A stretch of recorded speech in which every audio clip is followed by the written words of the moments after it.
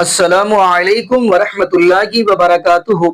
اعوذ باللہ من الشیطان الرجیم، بسم اللہ الرحمن الرحیم۔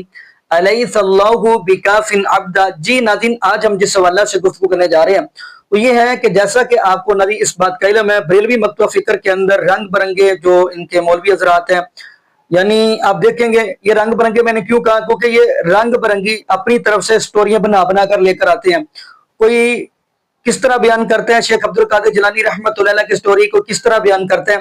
تو ناظرین، آج ہم آپ کو یعنی آپ حیران ہوگے جس کی ہم آپ کو گفتگو سنوانے جا رہے ہیں، جو اپنے آپ کو کہتا ہے کہ میرے جیسا مفتی ہے ہی کوئی نہیں، لیکن جبکہ آپ جب سنیں گے ان کی زبانی گفتگو تو آپ کیا کہیں گے، یہ مفتی ہے، مفتی نہیں ہے۔ یعنی میری مراد پہلے نمبر پہ مفتی حنیف قریشی صاحب، جن کے ہاں استغفر اللہ معاذ اللہ وہ کہتے ہیں سب کچھ شیخ عبد القادر جیلانی رحمۃ اللہ کرتے ہیں، یعنی اللہ میری توبہ مدد بھی شیخ عبد القادر جیلانی رحمۃ اللہ کرتے ہیں۔ تو ناظرین، اس کے بعد ہم آپ کو ایک اور عالم دین یعنی کہ سنائیں گے، شاید ان کا نام ہے عمر فیض قادری، اس کی بھی ہم آپ کو گفتگو سنائیں گے۔ اور حیرانگی والی بات ہے وہ جو دوسرا بندہ ہے، وہ دوسرا بندہ ایسی کہانی بیان کر رہا ہے جبکہ چاہیے تو یہ تھا وہ کہے کہ ہندو لڑکی کی سٹوری بیان کر رہا ہے۔ کہتے ہیں جی ہندو لڑکی کہنے لگی جی مجھے اگر تعارف کروانا ہے تو اپنے رب کا نہ کروائیں، مجھے اپنے غوث پاک کا کروائیں۔ اللہ میری توبہ، استغفر اللہ۔ اب ناظرین ہم بڑھتے ہیں ویڈیو کی طرف، پھر انشاءاللہ ناظرین آگے ہم بھی گفتگو کریں گے۔ آئیے ناظرین مل کے ویڈیو دیوبندیوں کے امام اور ساری دیوبندیت جن کے نام کے سامنے اپنا سرے ادب جھکاتی ہے، اس کا نام اشرف علی تھانوی صاحب ہے۔ وہ اپنی کتاب فضائل یومیہ کے اندر 3 مقامات کے اوپر لکھا۔ اس کے علاوہ تھانوی صاحب کی 7 کتابوں کے اندر موجود ہے کہ میرے غوث الثقلین کا ایک دھوبی تھا، میرے غوث الثقلین کا ایک دھوبی تھا۔ جب وہ مر گیا، منکر نکیر آئے، انہوں نے آ کر سوال کیا مر ربوں کا، کہنے لگا عبدالقادر جیلانی کا دھوبی ہوں، ماں دینوں کا عبدالقادر جیلانی کا دھوبی ہوں، ماں کنت تقول فی هذا الرجل عبدالقادر جیلانی کا دھوبی ہوں۔ فرشتے حیران، یا اللہ کیسے بندے سے پالا پڑا، جو سوال کرتے گئے جواب ایک ہی دیتا ہے کہ میں عبدالقادر جیلانی کا دھوبی ہوں۔ حکم ہوا اے میرے سے نہیں پوچھنا کس نے سنیا سی، تھانوی صاحب سے رجوع کرنا کس نے سنا تھا، روایت کس نے کی ہے۔ تھانوی صاحب لکھتے ہیں کہ حکم ہوا فرشتوں اسے جنت لے جاؤ کہ یہ میرے عبدالقادر جیلانی کا دھوبی ہے۔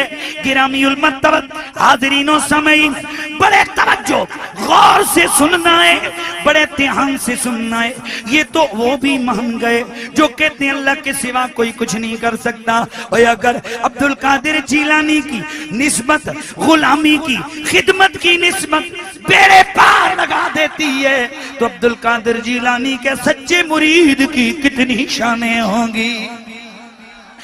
اسی لیے تو میرا بریلی کا شاہ احمد رضا تڑپ تڑپ کے کہتا ہے کہ قادری کر، قادری رکھ، قادریوں میں اٹھا، قادری کر، قادری رکھ، قادریوں میں اٹھا، قادری کر، قادری رکھ، قادریوں میں اٹھا۔ قدر عبدالقادر قدرت نما کے واسطے، قدر عبدالقادر، قدر عبدالقادر قدرت نما کے واسطے، قدر عبدالقادر قدرت نما کے۔ ہمیں وہ بت برباد کر دے۔ اس نے کہا میں نے اسے بھی آزمایا ہے، اس نے بھی ایک موقع پہ میری مدد نہیں کی۔ دوسروں نے دوسرے بتوں کا نام لیا، اس نے کہا میرا اعتماد اٹھ گیا، میں نے آزمایا میری مدد نہیں ہوئی۔ تو ایک لڑکا ڈر لگا، پھر مسلمانوں کے خدا کی ضمانت پہ چل پڑو۔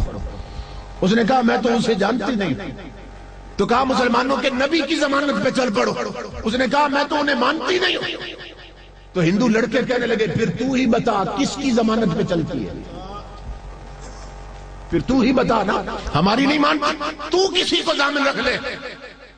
وہ لڑکی کہنے لگی ہاں سنو, ہمارے پڑوس میں مسلمانوں کا گھر ہے, ہماری پڑوسن ہر مہینے کسی غوث کی 11ویں دیتی ہے, نیاز بتاتی ہے, خیرات بانٹتی ہے, ختم کراتی ہے. میں اس سے پوچھتی ہوں اتنا خرچہ کیوں کرتی ہے, یہ کون ہے غوث اعظم؟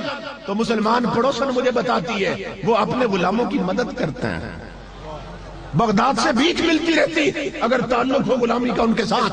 ان کا اپنا ارشاد ہے کہ میرا گھوڑا ہر وقت تیار رہتا. غوث اعظم کا اپنا ارشاد ہے میری کمان کے چلے میں تیر چڑھا رہتا. غوث اعظم کا اپنا ارشاد ہے میرا نشانہ کبھی خطا نہیں جاتا. غوث اعظم کا اپنا ارشاد ہے جو مجھے پکارے میں اس کی مدد کو آتا ہوں.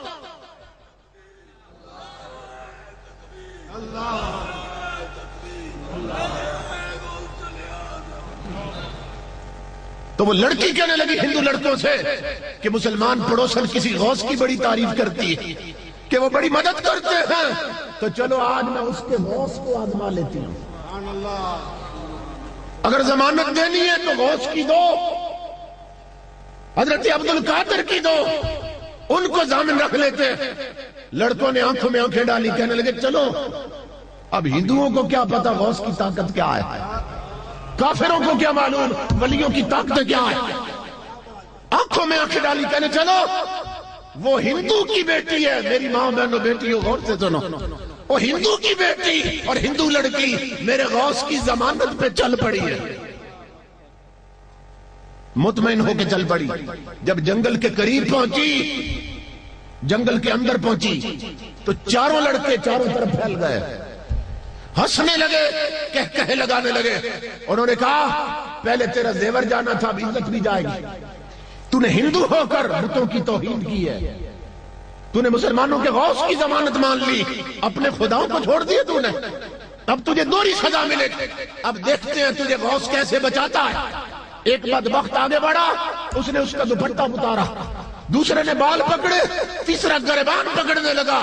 تو لڑکی ادھر ادھر دیکھنے لگی, ادھر ادھر دیکھنے لگی. وہ لڑکے کہنے لگے نادان لڑکی کس کو دیکھ رہی ہے, کوئی نہیں آئے گا. لڑکی رو پڑی, کہنے لگی میں دیکھ رہی ہوں کو مسلمانوں کے غوث, کب آؤ گے؟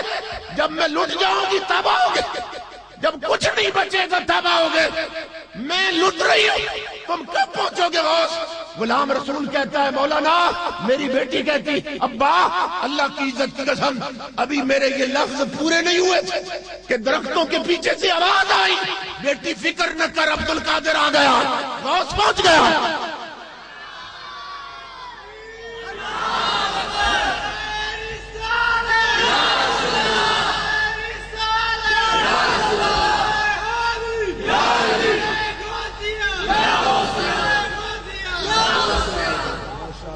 لڑکی کہتی آئے غوث اعظم گھوڑے پہ سوار, ہاتھ میں تلوار, آتے ہی ایک ہی وار سے چاروں کے سر تن سے جدا کر دیے. بچی کے سر پہ ہاتھ رکھا, فرمایا میری بیٹی آ میں تجھے تیری منزل تک پہنچاؤں. لڑکی کی چیخ نکلی, کہنے لگی بابا اب کس منزل کی بات کر رہا, اب ساری منزلیں تیرے قدموں پہ ختم ہو گئی. پہلے مجھے اس مصطفیٰ کا کلمہ پڑھا جس نے تجھے غریبوں کی مدد کرنا سکھایا. امام الانبیاء کے غلام دادا جی فرماتے تھے غلام رسول یہ بات سناتے ہوئے نا عجیب کیفیت میں تھے. کہتا ہے لڑکی کو کلمہ پڑھایا غوث اعظم نے, لڑکی ہم تک پہنچی, اس نے یہ بات بتائی. اللہ کی عزت کی قسم ہم جنگل میں پہنچے تو 4 لاشیں پڑی ہوئی تھی.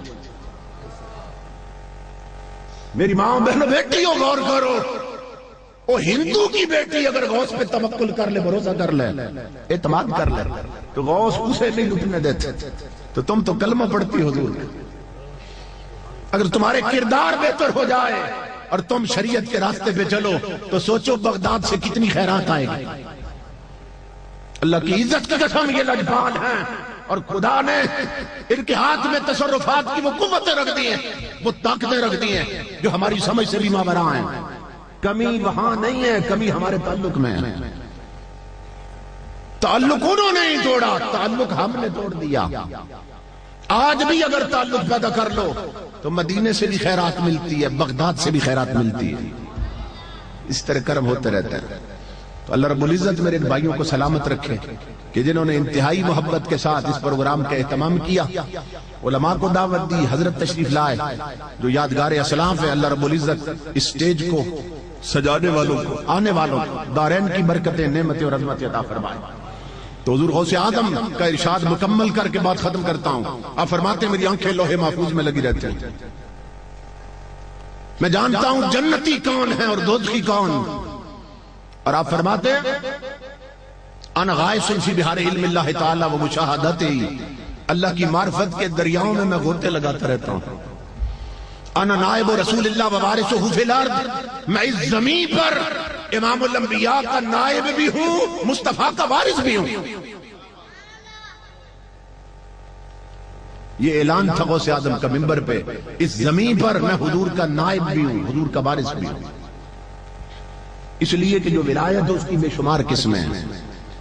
ایک ہے ولایت محمدی جو کسی کسی ولی کو نصیب ہوتی ہے، تو غوث اعظم فرماتے ہیں مجھے رب نے ولایت محمدی عطا کی تھی کہ ہر ولی کا قدم کسی نہ کسی نبی کے قدموں پہ ہوتا، اور میرا قدم حضور کے قدموں پہ۔ یہی سبب ہے کہ جس طرح اللہ رب العزت نے، کیونکہ حضور کی ذات میں فنا تھے غوث اعظم، تو جس طرح امام الانبیاء کو سراپا معجزہ بنا دیا تھا، اسی طرح غوث اعظم کو رب نے سراپا کرامت بنا دیا تھا۔ آپ کے خلفاء کہتے ہیں کہ آپ کروٹ بدلتے تھے تو کرامت ظاہر ہو جاتی تھی، آپ پہلو بدلتے تھے تو کرامت ظاہر ہو جاتی۔ اللہ رب العزت نے ان کا وجود ہی سراپا کرامت بنا دیا تھا۔ تو یہ ہماری خوش بختی، خوش نصیبی کہ اللہ رب العزت نے ہمیں ان ہستیوں کی غلامی عطا کی، ان سے محبت عطا کی، ان سے نسبت عطا کی، قادری بنایا۔ تو اعلیٰ حضرت کی اس دعا پہ خطاب ختم کر رہا ہوں۔ اعلیٰ حضرت بھی یہ دعا سکھاتے ہیں، قادری کر، قادری رکھ، قادریوں میں اٹھا، قدر عبد القادر قدرت نما کے واسطے۔ اللہ رب العزت میرے اس بھائی کو سلامت رکھے، انہوں نے انتہائی محنت سے اس پروگرام کا اہتمام کیا۔ آپ حضرات دور دراز علاقوں سے تشریف لائے، مائیں بہنیں بیٹیاں تشریف لائیں، اللہ سب کو قدم قدم پہ اجر عظیم عطا فرمائے۔ وما علینا الا البلاغ۔ جی ناظرین، آپ نے یہ بڑی ملاحظہ فرمائی۔ ناظرین پہلے نمبر پہ آپ نے مفتی حنیف کراچی کی گفتگو سنی۔ ناظرین پہلا سوال یہ ہے، پہلا سوال، آپ اللہ رب العالمین کے قرآن کا مطالعہ کریں گے، تمام انبیاء علیہ السلام کو جب پریشانی آئی ہے تو رب العالمین کے تمام انبیاء کس کو پکارتے رہے؟ آپ قرآن پاک کا مطالعہ کریں، تمام انبیاء علیہ السلام نے رب العالمین کی ذات کا دروازہ کھڑکایا۔ اب ہم اگلی بات کرتے چلے، بلکہ آپ حیران ہو گئے، ان کے ایک اور مفتی صاحب ہیں سمر عباس ستاری، وہ سیدھی بات کہتا جی اللہ معاف فرمائے، کہتا جی جب ہمارے باپے زندہ ہوتے ہیں تو کم سنتے ہیں، جب قبر میں چلے جائیں تو پھر زیادہ سنتے ہیں۔ اور کبھی ان سے آگے بڑھ کے لوگوں نے سوال ہی نہیں کیا کہ یہ جو بات آپ کہہ رہے ہیں کہ باپے قبر میں جا کر زیادہ سنتے ہیں، کیا یہ جو بات آپ کر رہے ہو اللہ رب العالمین کے قرآن سے یہ بات ملتی ہے کہ مردے قبر کے اندر جا کے زیادہ سنتے ہیں؟ کبھی ان سے سوال ہی نہیں کیا کسی نے۔ حیران کی ہوتی ہے عوام الناس کے اوپر بھی۔ خیر ناظرین، اب مفتی حنیف کراچی کی تو آپ نے گفتگو سنی، اللہ معاف فرما دے، تمام انبیاء علیہ السلام نے مشکل وقت کے اندر رب العالمین کی ذات کو پکارا، لیکن یہ کہتے یہ کیسی قوم ہے، یہ کیسی قوم ہے جو اللہ رب العالمین کو چھوڑ کر کہتے ہیں جی ہمارے جو بزرگ پیر بابے ہیں نا ان کو پکارو۔ ناظرین شیخ عبد القادر جیلانی رحمۃ اللہ کے ولی ہیں، میں انکار نہیں کرتا، لیکن انہوں نے کبھی نہیں یہ بات کہی کہ میرے بعد میری قبروں کے اوپر مجاور بن کر بیٹھنا ہے اور مجھے سجدے کرنے اور مجھ سے اپنے مدد مانگنی ہے اور مجھے مشکل کشا کہنا ہے، انہوں نے یہ بات نہیں کہی۔ استغفر اللہ معاذ اللہ۔ اب ہم اگلی بات کرتے چلیں، جو دوسرا بندہ ہے۔ ناظرین اگر دیکھا جائے تمام انبیاء علیہ السلام نے آ کر اپنی قوم کو سب سے پہلے کیا دعوت دی؟ قال یا قوم اعبد اللہ، کہ اے میری قوم عبادت ایک اللہ کی، یعنی آ کر تمام انبیاء نے تعارف کروایا تو ایک اللہ رب العالمین کی ذات کا کروایا۔ میں حیران ہوتا ہوں، اللہ میری توبہ استغفر اللہ، یہ اللہ رب العالمین کی ذات کو چھوڑ کر شیخ عبد القادر جیلانی رحمۃ اللہ علیہ کو سب کو سمجھے بیٹھے ہیں۔ اب میں کیا جملہ کو ان کے بارے میں، اللہ معاف فرمائے، اور ان کو ڈر بھی نہیں لگتا کہ یہ کیا کہہ رہے ہیں۔ کل قیامت والے دن رب العالمین کی عدالت کے اندر یہ رب کو کیا جواب دیں گے؟ جبکہ ناظرین دیکھ رہے شرک جو ہے نا، شرک سب سے بڑا گناہ ہے شرک، کیونکہ قرآن کہہ رہا ہے وَإِنَّ الشِّرْكَ لَظُلْمٌ عَظِيمٌ، اللہ رب العالمین کا قرآن کہہ رہا ہے سب سے بڑا اگر ظلم ہے وہ ہے شرک. ناظرین اللہ پاک سارے گناہ معاف کر دے گا لیکن شرک کی معافی نہیں. لیکن ایک چیز اور بتاتا چلوں, بدعت کی بھی معافی نہیں. اب کہیں گے وہ کیسے؟ بدعت کی اس لیے معافی نہیں کیونکہ جب یہ بدعت کرتے ہیں نا تو یہ بندہ جب بدعت کرتا ہے وہ یہ سمجھ کے بدعت کر رہا ہوتا ہے کوئی نہیں اچھا کام ہی کر رہا ہوں نا, کوئی نہیں نیک کام ہی کر رہا ہوں نا. اس کو پھر یہ نہیں پتا چلتا کہ میں کر کیا رہا ہوں. ایسے اگر وہ دنیا سے چلا جائے تو ناظرین آپ کو پتا چل ہی گیا ہوگا. اب ہم اگلی بات کرتے چلیں, شرک. یہاں پہ مجھے حدیث یاد آ گئی, غالباً مسند احمد کی حدیث ہے. ان ابی درداء رضی اللہ تعالی عنہ قال اوصانی خلیلی اللہ تشرک باللہ شیئا وان قطعت او حرقت ولا تترک صلاۃ مکتوبۃ متعمدا. حضرت ابو درداء رضی اللہ تعالی عنہ فرماتے ہیں خلیلی مجھے وصیت کی میرے دوست نے یعنی محبوب علیہ السلام نے, کیا؟ اللہ تشرک باللہ, اللہ سے شرک نہ کرنا اگرچہ تیرے جسم کے ٹکڑے ٹکڑے کر دیے جائیں. اب اگلی بات ہم کرتے چلیں. نہ شرک جو ہے شرک کی معافی نہیں ہے. یقین مانیے جس بندے کے پاس عقیدہ توحید ہے نا وہ سمجھ لیں اس بندے نے اپنی دنیا بھی بنا لی اور آخرت بھی بنا لی. یہاں پہ مجھے صحیح مسلم کی بھی حدیث یاد آ گئی. محبوب علیہ السلام فرماتے ہیں ایک بندہ اس حالت میں رب العالمین کے پاس گیا, یعنی اس حالت میں دنیا سے گیا کہ اس بندے نے رب العالمین کے ساتھ شرک نہیں کیا, وہ جنتی ہے.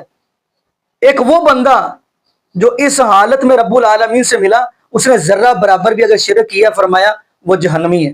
باقی ناظرین یہاں پہ ہم دعا کرتے ہیں اللہ پاک ہمیں عقیدہ توحید نصیب فرمائے اور اللہ پاک ہمیں محبوب علیہ السلام کی شریعت کے مطابق زندگی گزارنے کی توفیق دے اور اللہ پاک ہمیں 5 وقت کا پکا سچا نمازی بنائے. اور جتنے بھی بے اولاد جوڑے ہیں اللہ پاک سب کو نیک نورینہ صحت تندرستی والی ایمان والی لمبی زندگی والی اولاد عطا فرما دے. جزاکم اللہ خیرا, احسن جزا. السلام علیکم ورحمۃ اللہ وبرکاتہ.